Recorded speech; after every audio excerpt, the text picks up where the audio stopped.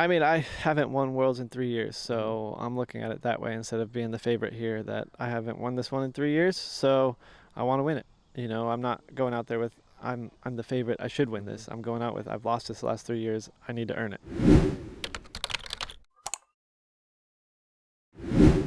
Hey guys, Johnny Disc Golf here at the PDGA Professional World Championships, and I'm here with a man who's won a couple of those, Mr. Paul McBeth. How you doing, buddy? Doing great, feeling great, and weather's great. Yes, the weather is fantastic. It's low 80s, high 70s. Has it been like that all week? You've been here for a while. Yeah, I've probably been here about 2 weeks now. Yeah, it's actually been a lot hotter than this. No rain at all, so that's been great. And it looks like the forecast is calling for rain on Monday, but I won't be playing Monday. So tournament week, it should be 80, 85. Wow, not bad. Especially, I'm just thinking Ledgestone last year was like really hot. Even earlier this year was really hot too. Is that something, you see good weather? Are you like super excited about it? Or, do you think like the real tough weather is a test of skill that maybe you can pass? I mean, I like having the good weather. I think it allows us to perform to our best rather than having to fight the element like rain and such, but we all have to play in the rain. Sure. But I enjoy the nice weather because then you really get to see the full skill set of the players. Absolutely. You mentioned you've been here for 2 weeks now. Has that been like dedicated practicing? Has that been just kind of living in the climate? What's that been like for you? Practicing mainly. I came here, we flew back from Europe, went to Am Worlds, was there until about Friday, and then have been here almost ever since. Left for 2 days, but been here basically just getting ready to getting used to the courses. This course wasn't in for I think the first 4 or 5 days I was here, so I was just at Northwood. Sure. So that was great. Really dialed in Northwood, and then kind of have a lot of familiar shots here. Nothing's really changed besides hole 9. It's gone back to the original spot. But yeah, just getting my disc dialed in, getting ready for the course, and it's funny because I have like 2 separate bags for each course because they're so different. Yeah, I was gonna say that. Northwoods, obviously the woods complement to Eureka. Is that a course that you feel like you've had to take extra time to get dialed in, or has it just been worked out that way that you've been there? Well, it's such a hard course that it's been very helpful to be there so long and kind of just try to make it feel like my home course. I feel like I'm a regular there already. Yeah. Yes. So it's been good practice. So I think it's been very necessary. I found all the lines that I want to throw, and sometimes I'm even finding some new ones because I've tried the other one so much. But I feel like it's pretty dialed in right now. Yeah, I've heard rumors. I don't know if it's true. I've heard rumors of putter on the par 5. Is that true? Not with me. That's not with me. No. Okay. I don't think. I mean, that'd just be playing it for 5. Yeah. But I think I go with I'm going with the Undertaker there, and then if I get a really good shot, I don't want to say what I do for the second shot because I don't know if anyone else does it. But Okay. and if I could get up on the top landing, it's the ultimate goal is getting to the top landing, and then if you get there, you have a chance for 4. I've had 2 or 3 chances for 4, but I have not gotten the 4 yet.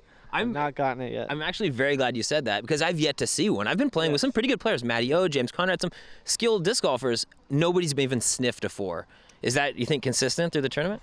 It'll probably be pretty close to that. I've gotten 1 inside the circle, but it was in a tough spot, missed the putt, and then 1 just outside the circle, like 40 feet, and missed it. But, it's one of those holes where I've gotten only 1 6. Yeah.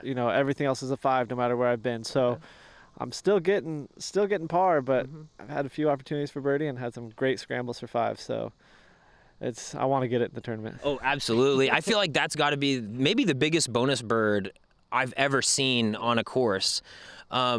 We play there 2 rounds though, compared to the 3 rounds here. The vibe that I've got, and I'd like to hear your opinion on it, I think that the field at Northwoods is going to be really like smushed together. My numbers I said was like maybe 1 over to 5 under would be like a huge portion of the field. Yeah. How do you feel about that? I agree. I think, somewhere in there, probably somewhere 3 over to 5 under, like you said, will probably be a majority of the field, and then there might be some outliners that could maybe get to double digits. Sure. But it's one of those courses where, for me, I feel like if I'm really on, I could probably shoot a 12, 13, and then if I'm off, it'll probably still be in that 5, 6 under range because I'll still be, the par 4, so I should still be able to scramble and stuff like that. So it really has to be off for me to get to that even to 1 under. But a majority of the field will probably be struggling on a lot of those par 4s. So we'll see. Yeah, but I have the same prediction as you. Cool. One thing that I noticed over at Northwoods, those field holes compared to years past, they do not have out of bounds on them. Is that a good adjustment? Do you like it? Could you see that being any different? The field holes when they were there, the field holes they were really short. Mm-hmm. They were really short, so they kind of needed it. But now he's extended them. I think what were they saying? The shortest hole there is like 320 feet or something. Yeah, probably about So I mean, you shouldn't need rope for something that distance. But yeah, I think they're a lot better without the rope there. Kind of allow us to play and scramble out of those positions. Sure. And it's funny, the OBs that is at like all the OB at that course is on the hardest holes. Yeah. But Yeah, you mentioned that. So there is out of bounds there, but it's in the woods. I'm not usually like a big out of bounds and woods guy, but the way that those holes play, it's almost unplayable out of those areas. How do you feel about that? I think it should be there. Yeah. I think the hardest one, if you go beyond the par 5, hole 12, then you're really taking a bogey, if not, Yes. double, triple, because the OB is in the woods even more, and you Yes. still have to scramble out. But the other holes, like 13 and 15, they're needed there. They make the holes the way that they are. They make them good holes. And actually, 16 has OB too. Yeah. Yeah, so 16 as well. So those OBs are really good. And if you throw OB, you throw a really bad shot. But Sure. the hole 12, if you go OB, it's You're in trouble. yes. So it's a really good mixture of OB and woods on those ones. Good. So we're talking about Northwoods, but we're standing at Eureka Lakes. Yep. Today was a bit of a special day for you. The Big Z Zeus came out today. Is that correct? Yeah, we dropped. The world's actually ordered a whole bunch. Only very special occasions are they making them in different plastics right now. So they made, I think, 2,500 of them. Oh, wow. And they only have 500 here on site, and then the remaining 2,000 were either bought or given to Infinite Disc. I don't know which way it worked out, but they'll be released on Infinite Disc because with the Luna, everyone wanted them. Yeah. And they couldn't get them because they had to be wherever they released. Yeah, that's true. So now they'll be able to order them online. Cool. And is that a plan? Do you plan on making any big releases either with the Luna or the Zeus? I don't know what I'm allowed to say, so I don't want to say anything that I can't say. But That's an answer in itself. yeah, so ideally, I think plastics will probably come out next year or the year after. More variety because we want to get the molds out first. So we got 2 more molds to come out this year. So plastic is not on the the agenda. It's like on the agenda, but it's like we'll think about it next year. We'll figure it out next year. So yeah, we'll get the next 2 molds out, and then we'll know more about plastics in the near future. Yeah. Are you throwing the Big Z Zeus? Are you going to be throwing it out here? I have one in my bag right now. Okay. This course here, I don't really throw the Zeus at all. Very rarely do I throw the Zeus. It's funny because at Northwood, I throw the Zeus a lot, and I throw the Undertaker a lot. Okay. Here, I throw the Force a lot, and I throw the Onyx a lot. So it's like the overstable versions. Yeah. Um, Compliments. Yep, the compliments for sure. So I put the Big Z in my bag to throw around here. There might only be 1 or 2 shots that I'll actually throw it, Okay. but I'll try it out and see if it fits on those holes. Sure. But right now, unless it fits on those holes, I won't be carrying it. Okay. Let's put a pause on Worlds. Let's talk a little bit about the last month, which was pretty impactful over in Europe. Huge showing. I want to get your thoughts on the crowd and the vibe over there compared to other years, because you're somebody that's been there so many years in a row now. What was it like out there, 2019 compared to 2017, 2015, 2013? Well, the crowds are always growing there. I think, with my honest opinion, it didn't feel. I mean, I knew it was as big, but it didn't feel as big coming into like 16, 17, 18. I think because there's more players there now, they're spread out a little differently. Yeah. And now they have more of a venue up top too where people can get food, Gotcha. get lunch. So people were spread out more. Okay. More so in previous years, everyone was just there on 18. Yeah. Everyone was just there watching the final group. But now as more players come, they're spreading out. Yeah. So it doesn't look as big to me as a player, Sure. but it's bigger. But the data's because, there. Yeah, but the data's there. Like they're just spread out over 3 holes rather than just watching the one. So, Okay. yeah, it was interesting feeling like, Yeah. wow, there's not as many people here, but I know there's more people here. So, but it's crazy how much it's growing there. I think they just put out a stat where they're almost a a fifth of their population plays disc golf or knows disc golf. Yeah, so a fifth That's or fourth. serious, yeah. So somewhere, yeah, it's pretty wild. Yeah, Kevin Jones, I chatted with him a little bit over at Idlewild. He kind of mentioned a similar thing where he was like in 44th place after the first round, yet he had a couple hundred people following his card because there was a few names on the card. Does that tie into what you were saying a little bit? Yeah, I think because at least the American players, and then someone like Simon, who's basically American now, they don't get to see him that often. Besides the new 3-year deal, once every 2 years. Yeah. So they want to see those players. They can see their Finnish players, their European players at events in Finland or Estonia or other things like that. So they really want to see the American players because they only see them on YouTube. So once every 2 years, they will have a few hundred players per American player, I would say. I saw Philo had a big group. Kevin had a big group. Greg had a big group, and then anytime there was like a name, an American name out there, there was at least 100 people following. That's so awesome. Final round, pretty historic comeback. It's got to be satisfying for you to come back. Not only on Rick but Eagle as well. Two great players.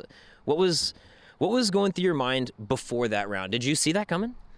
Well, it's funny as I did the same thing 4 years earlier, the exact same thing. It was actually 2016, so it was 3 years earlier. But back 5 to Rick, going into the final round. I was in third place. I was in third place at the time, or fourth place at the time, and there was Rick, I think KJ, and I forget the fourth one. Yeah. But it was the same storyline. Yep. And what's funny is my caddy Jonas was telling me, he's like, this is starting the same after hole 1. He's like, this is starting the same way. You missed hole 1, everyone missed hole 1. Yeah. And I was like, well, let's do it again then. That's so cool. I did get the lead earlier than I anticipated, but the storyline was almost identical to 2016. So if people haven't watched 2016, go watch it and then watch 2019. And it's crazy how similar it was. Yeah. Well, what was the vibe on the card? Because it was just so strange for me to see those guys not executing some shots that I would very well expect them to execute. Yeah. I mean, you're playing great too. It's not to take away from that, but it was a weird vibe. Yeah, I think Rick was missing some putts early in the round. I think hole 2, and then he made the big putt on hole 3 right after. So it's it's just one of those courses where if you're not in a groove, it's kind of hard to get back on that horse and get the birdie. So I didn't even notice that they were missing so much. I knew that I was playing pretty well, but I know I was frustrated when I missed, I think it's hole 5 and 6 or something like that, because I was just giving away opportunities early. But then the biggest thing was they made the big mistakes. Yes. Eagle was, I think, playing a little bit slower, but Rick was making pretty big mistakes. So, yeah, I don't know. I wasn't rushing anything. Sure. So it was weird. I think I laid up 2 putts. And I was like, I have time. But then I had the lead by hole 11, a 2-stroke lead or something. So it was interesting. But I guess it just felt like they were more in a panic than I was in a rush. Okay, sure. Okay, so hole 18, you've got a few strokes to give away, and you tried your best to give one of them away on that upshot. That was one of the most out of character shots I've maybe ever seen you throw. What was happening on that second shot there? Well, in hole 18, I had 3 strokes, so I knew all I had to do was get up and down for bogey, and I didn't want to really attack the basket in case I left it short left, and I'd still have kind of a decent upshot. But I knew from previous years with Greg and playing that if I just go be up by the scoreboard, it's just a jump putt layup. So I was like, just throw it at the scoreboard, just go that way. Okay. And if I make my mistake long, I can just jump putt layup, take my 5. And that's what I did. I just didn't want to go be left and leave it short and still have 100 or so feet uphill with OB on the left. Now, if I go OB long and right, I could just jump putt, leave it short, and just have a tap in. So that was my thought process there. I had 3 strokes, so I was not worried at all. Good. I was genuinely shocked when I saw it, but it makes sense that you're kind of explaining that just to make the error right. Idlewild, you skipped. Was that intentional? Well, yeah, it's way too close to coming back from Europe. I just won the major, coming back that way. I was going to AM Worlds. We were releasing the 1057. So I was going there no matter what. And then I didn't want to have to rush down to Kentucky, play Idlewild, play such a hard course with such a short amount of time that I was just like, I'll skip it. I'm already leading the Pro Tour points. I think I basically have it locked up. So it just really wasn't. I love that tournament, but the timing was just bad.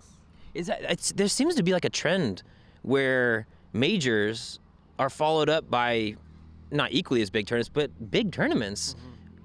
I would like to see that change. Is that something you would like to see changed as well, or? No, I agree, because like the Idlewild was one of them, and now Delaware following the World Championships Yeah. is kind of bad timing, and it sucks. But for this one, we kind of have to get up to that area, so might as well rush over and get that one. It's one course, luckily, so well,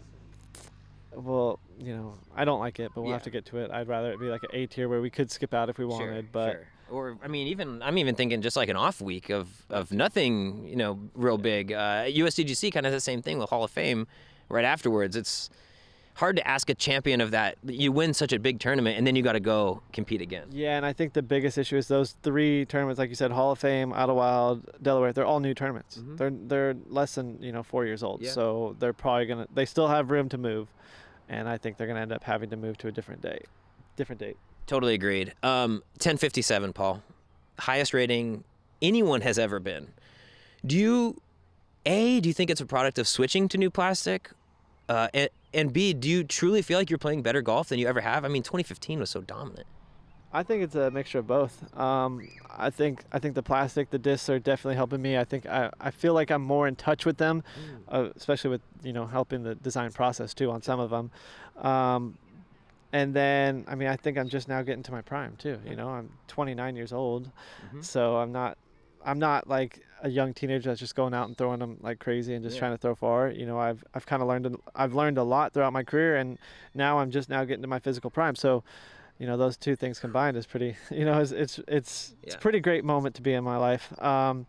And then the other thing was, I think I'm playing better than I was in 2015. I think there's a lot more talent now. Sure. I think they're pushing harder than ever. You can't have those big off rounds anymore and still win the tournament. You don't see many people winning by double digits anymore. And the last thing about that is the rating system's hard too. Yeah, the rating system's hard that's too. fair. That is fair. That's different. Yes. Like I've been winning these pro tours. Won an NT, some A tiers. And I would go out and win a major and average 1048 or 1046, whatever it is. It's like, the competition was way harder there. How are you going to have it be rated lower than what these, these common pro tours are? So it's weird. I don't trust the rating system. Totally. For me, I compare it to like the quarterback rating in NFL. Like, you tell me how you factor in a quarterback rating. How 158.3 is perfect is beyond me. It's kind of a similar thing to ratings. It's kind of a general guideline, but Having said that, though, we're printing the general guideline all over discs. How's that feel for you? Like, is that something you save one of those and put it away and like, this is an accomplishment? I actually didn't get a single one of those. Yeah, they all sold out right there. Oh, that's okay. That's a good problem to have. Yeah. But it was, I like the rating system. I just wish it was a little bit more like, if you shot like a 10 under here at Eureka and the weather was fine, it's going to be 1070. Yeah. Exactly. But we don't know. It's all just relative to others. Yeah, exactly. So we don't know. It's like if a 900 rated player comes out and shoots a 10 under, it has the round of his life, he should know that's a 1070 rated round. But you don't know, because if it was an AM tournament, the ratings are so much different than the pro. So like I said, I think the rating system's really cool. I like it, but I don't think it's as honest as it can be. Okay. Well, one thing I want to ask you before I get you out of here is that as a 1057 rated player, you're 8 points clear of the field. And I know we just talked about how it's not the greatest, caliber of who's best and all that stuff. But odds-on favorite for Worlds is you. How do you go about this? Does that change your mindset, or does that even make you work harder? I haven't won Worlds in 3 years, so I'm looking at it that way instead of being the favorite here, that I haven't won this one in 3 years, so I want to win it. I'm not going out there with, I'm the favorite, I should win this. I'm going out with, I've lost this the last 3 years, I need to earn it. So great. Well, hey, I really appreciate your time, and I am excited to watch you try and earn that all weekend long. Is there anything you'd like to say to the fans, or anybody out there pulling for Mr. McBeth out there?